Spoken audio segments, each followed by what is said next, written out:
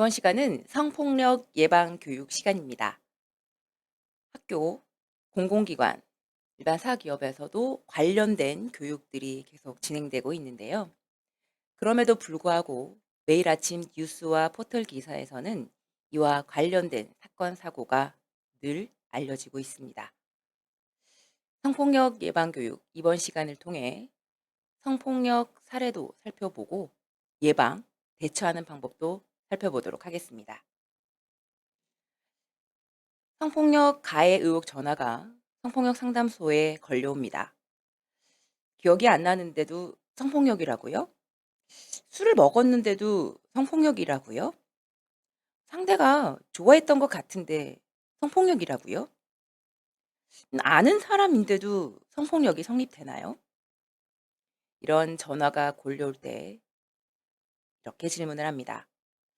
상대방이 어떻게 느꼈는지 먼저 물어보셨으면 좋겠네요. 제일 중요한 것은 피해자가 어떻게 느꼈는지를 생각해 보아야 합니다. 또한 성폭력 피해자 상담 전화를 받을 때 이렇게 질문을 합니다. 이런 것도 성폭력이 될 수 있나요? 그때 본인은 어떻게 느끼셨나요? 어떤 걸 느끼셨나요? 그러면 그게 말로 명쾌하게 설명하기가 어려운데요. 대부분의 경우 도움을 받을 수 있을지에 대해 조심스럽게 문의를 합니다. 성폭력 피해를 드러내는 과정에서 피해자들이 자신 없어하고 걱정하는 이유는 무엇일까요? 진짜 피해자 맞아? 정말 확실해? 싫으면 저항했어야지. 왜 가만히 있었어? 피해자의 말보다 가해자의 말을 더 믿을 만하다고 여기는 사회 분위기가 형성되어 있습니다. 당연하고 생각했던 것들이 낡은 것이 되어버렸습니다. 시대, 사회, 우리의 통념의 변화가 생겨나고 있습니다. 지금까지 당연하다고 생각했던 것들이 당연하지 않은 사회가 왔죠. 우리도 그 변화에 발맞춰 가야 할 것 같습니다.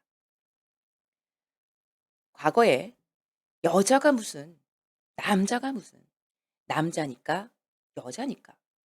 야, 넌 여자가 어떻게 그러니? 넌 남자가 어떻게 그래?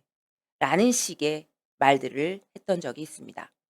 이런 사회를 젠더화된 사회라고 이야기하는데요. 성별 고정관념이 고착화되어 있는 그 사회를 젠더화된 사회라고 하죠. 이 젠더화된 사회에서는 성폭력 사건이 발생했을 때 이를 바라보는 관점이 매우 다릅니다.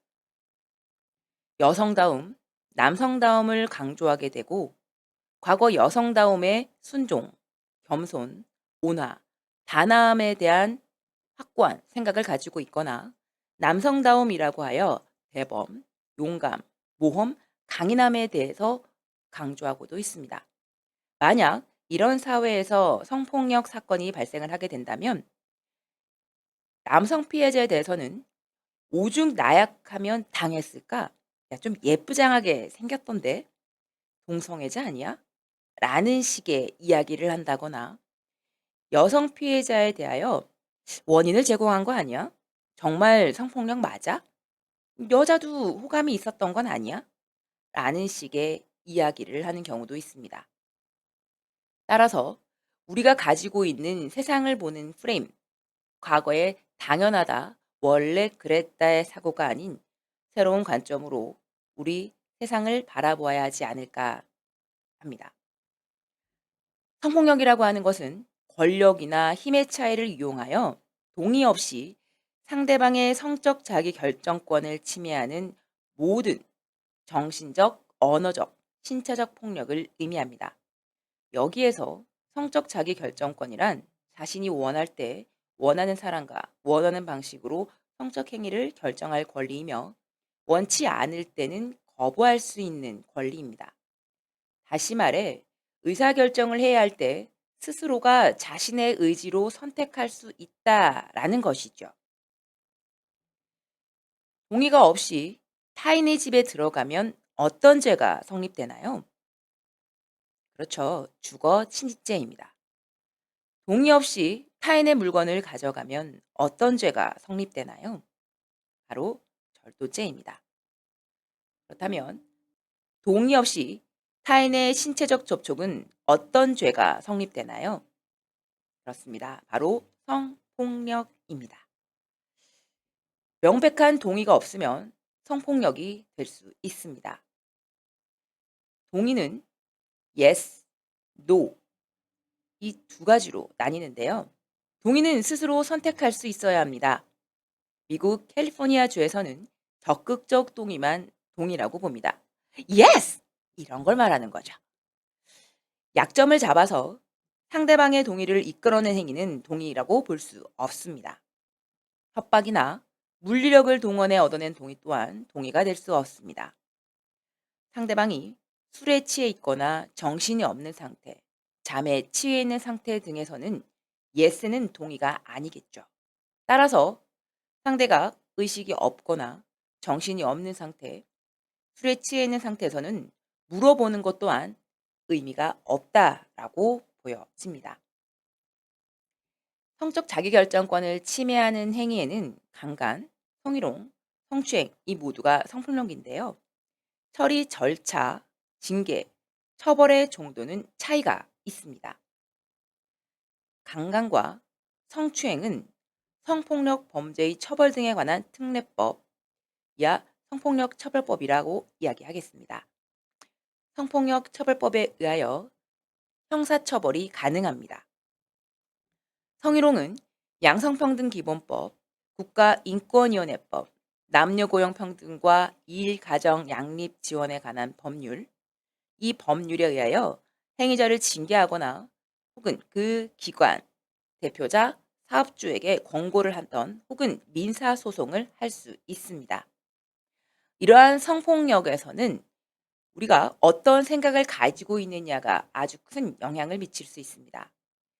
젠더 감수성, 다시 말해 성인지 감수성은 성별에 따라 요구되는 것이 차별과 불평등을 초래할 수 있다고 알게 되는 것입니다. 그러한 상황에서 정확하게 어떤 것이 문제가 될 수 있고 또 어떠한 해결책을 만들어 갈 수 있는지 스스로 실천하는 능력을 성인지 감수성이라고 볼 수 있습니다. 감수성은 외부 세계에서 자극을 받아들이고 느끼는 성질인데요. 사람마다 이 감수성에는 분명한 차이를 보입니다. 그러나 과거에만 머물러 있는 그러한 감수성이 아니라 상향 평준화되어 있는 우리의 성인지 감수성이 필요할 것 같습니다. 그럼 성인지 감수성이 왜 필요할까요? 성별 고정관념을 허물고 중립적인 시각에서 개인의 개성, 취향, 가치관을 존중해야 합니다. 서로 다른 성별에 대한 이해와 존중을 넘어 상대방에 대한 이해와 존중도 필요합니다. 따라서 내가 이 말을 했을 때 상대방이 불쾌하지 않을까? 내가 이 행동을 했을 때 상대방이 불쾌하지 않을까? 이를 고려할 수 있다면 성인지 감수성이 높다라고 말할 수 있겠네요. 그럼 우리 주변 일상 속의 성폭력 상황들을 살펴보겠습니다. 성폭력은 크게 신체적, 언어적, 시각적으로 구분해 볼 수 있는데요. 예쁘다, 잘생겼다, 귀엽다며 꼭 껴안는 행위, 머리, 어깨, 엉덩이 등 신체 부위를 툭툭 치는 행위, 옷을 들추거나 잡아당기기, 도구나 손으로 신체 부위를 찌르기 등은 신체적인 성폭력에 해당됩니다. 신체 부위인 가슴이나 엉덩이, 성기 등에 대해서 크기나 모양, 몸매 등의 이 외모에 대한 성적인 비유, 평가를 하는 행위, 이성교제에 대한 진도가 얼마나 나갔는지 등을 물어보는 농담이나 질문, 성적인 농담, 성적인 비유, 음담패설, 뭐뭐라고 하더라, 소문내기 등의 뒷담화가 언어적인 성폭력에 해당될 수 있습니다. 아래 위로 훑어보는 행위, 성적인 사진이나 영상물을 보내는 행위, 성적인 비유, 성적 문자를 보내는 행위, 칠판 등의 성적인 비유나 그림, 문구를 작성하거나 특정 신체 부위를 노출하거나 그 만지는 것을 보게 하는 행위 등은 시각적인 성폭력에 해당될 수 있습니다.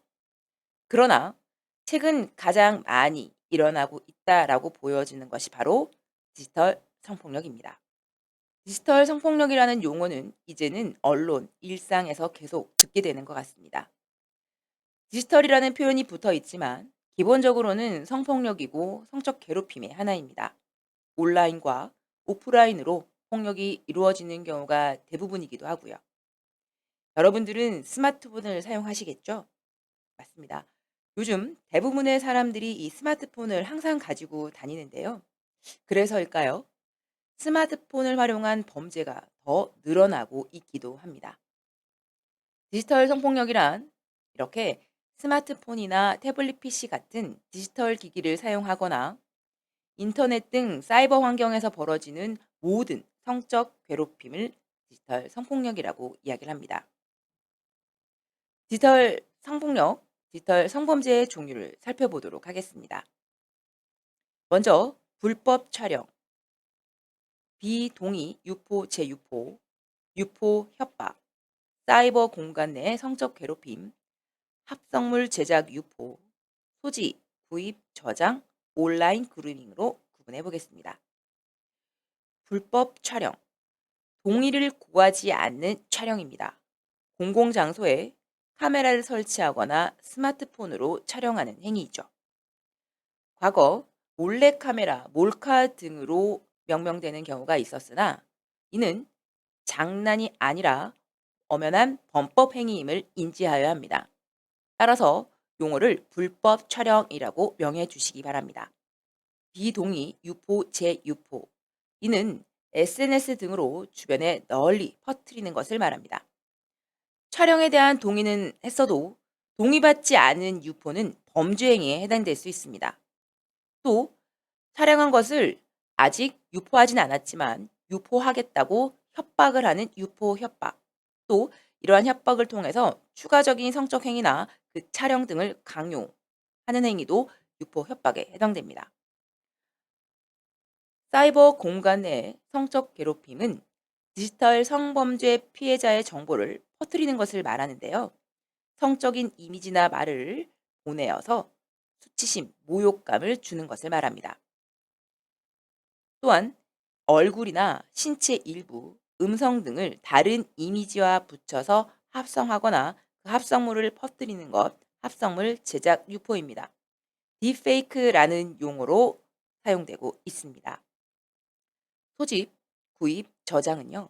불법 촬영물을 내려받거나 돈을 주고 구입하거나 혹은 불법 촬영물과 관련된 스트리밍을 보는 것을 말합니다.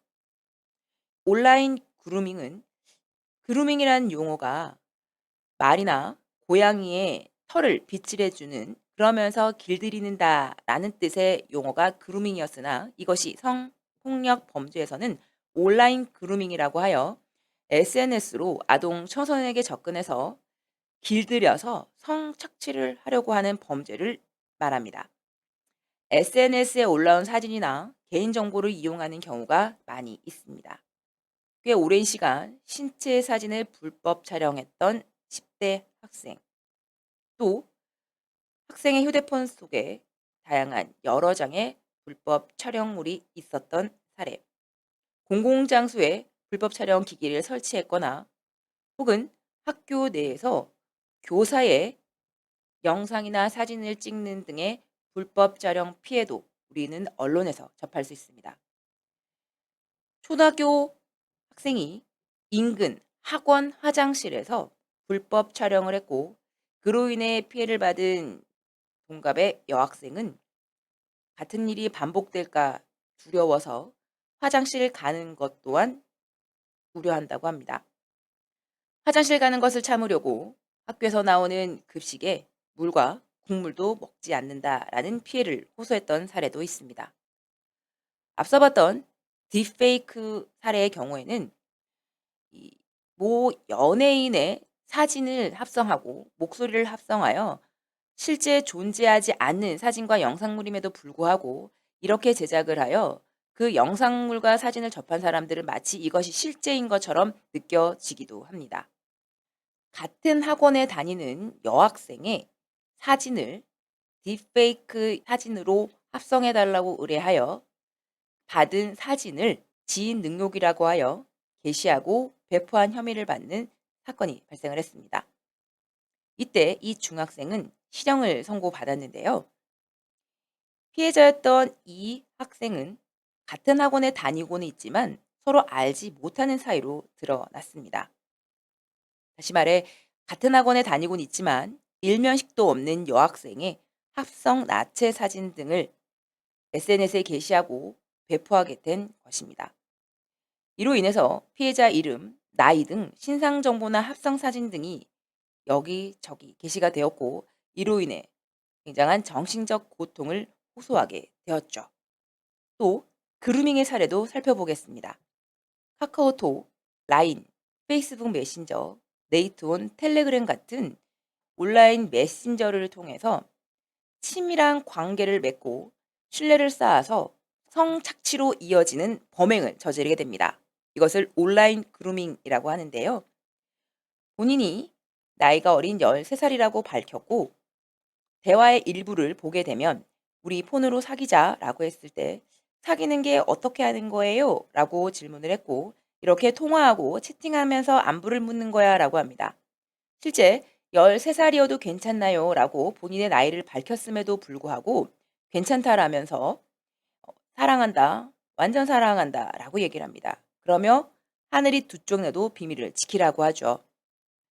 전 국민 게임이라고 알려진 모바일 게임에서는 게임을 통한 채팅을 하게 되는데요. 만 6살의 아이에게 접근을 해서 성착취물을 제작했던 사례도 있습니다. 여기서 보여지듯 이런 다양한 사례에서 볼 수 있듯 디지털 성범죄는 다양한 유형으로 우리 주변에서 일어나고 있습니다. 만약 이러한 성범죄가 발생하게 되면 성폭력 가해자에 대한 처벌 조항을 어떻게 하고 있을까요? 성폭력 가해자에 대한 처벌, 2021년 1월을 기준으로 한 처벌 조항 적용 법률을 보도록 하겠습니다. 13세 미만에게 강간을 하게 되었을 경우 무기징역 또는 10년 이상의 징역형을 처하도록 하고 있습니다. 이에 19세 이상인 경우에는 강간은 3년 이상의 유기징역, 강제추행은 10년 이하의 징역 또는 1,500만 원 이하의 벌금이라고 되어 있는데요. 자, 여기서 보여지듯 10년 이상과 10년 이하 어떤 차이가 있는 걸까요? 10년 이상은 최소 10년부터 그 처벌이 시작되는 겁니다. 그래서 20년, 30년, 40년, 40년도 가능하겠죠. 반면 10년 이하의 징역이라고 나와 있는 부분을 살펴보게 되면 최고가 10년이기 때문에 내려가고 내려가서 벌금이나 집행유예도 가능하다라는 것이죠. 그러나 벌금형이든 집행유예든 향후 성범죄 이력이 있나 없나를 조회하는 동의서를 작성하고 조회를 했을 때 벌금이든 집행유예든 성범죄 이력이 있다라는 것이 그대로 드러나게 됩니다. 그런데요, 통신 매체를 이용한 음란행위와 카메라 등을 이용한 촬영 범죄, 이 각각의 처벌 내용을 보시게 되면 2년 이하의 징역 또는 3천만 이하의 벌금이라고 되어 있는 통신 매체를 이용한 음란행위와 7년 이하의 징역 또는 5천만 원 이하의 벌금이라고 나와 있는 카메라 등을 이용한 촬영 범죄. 왜 이런 차이가 보여질까요? 네, 쉽게 이렇게 이해하시면 좋을 것 같습니다. 통신 매체를 이용한 음란행위인 경우에 행위자가 특정한 목적을 가지고 사진이나 영상, 그림 등을 그 피해자에게 전송을 하기 때문에 피해자가 특정될 가능성이 높습니다. 반면에 카메라 등을 이용한 촬영 범죄는 피해자가 특정되지 않고 아주 많이 발생할 수 있다라는 점을 고려하고 있습니다. 이 법에서 보시듯 13세 미만의 경우에는 공소시효라는 것이 없습니다. 즉, 피해자가 성인이 될 때까지 공소시효가 정지되고 DNA 등의 과학적인 증거가 있는 경우라고 한다면 그 공소시효가 10년이 연장이 되기 때문입니다. 아동, 청소년 성보호에 관한 법률 제20조의 공소시효에 관한 특례가 정확하게 나와 있습니다. 앞서 언급드린 바와 같이 성범죄 경력이 있나 없나를 조회하는 동의서가 있습니다. 저도 학교나 각 기관에 강의를 가게 되면 이 관련된 서류를 작성하고 제출을 하게 됩니다. 제가 성범죄가 있는지 여부를 학교나 기관에서 조회할 수 있도록 동의를 하는 서류인데요. 조회를 했을 때 관련 이력이 나오게 되면 당연히 그 일을 할 수 없게 되겠죠. 이에 만약 조회를 했을 때 성범죄 이력이 있다라고 나타난다면 그 일을 할 수 없는 거와 더불어 취업 제한이라고 하는 명령이 내려졌을 경우에는 형 선고를 받고 그 형이 끝난 날로부터 징역형이 10 년이라고 한다면 그 징역형이 10년 끝나는 그날부터 10 년간의 취업 제한도 명령을 하게 되는 것입니다. 이처럼 성폭력 범죄에 관하여 다양한 법률에서 그 정의와 처벌 조항, 향후 대책에 관한 내용까지도 정의를 내리고 있습니다. 그런데 이 성폭력 범죄에서 가장 우리가 기억해야 할 것은 바로 2차 가해와 관련된 부분이 아닐까 싶습니다.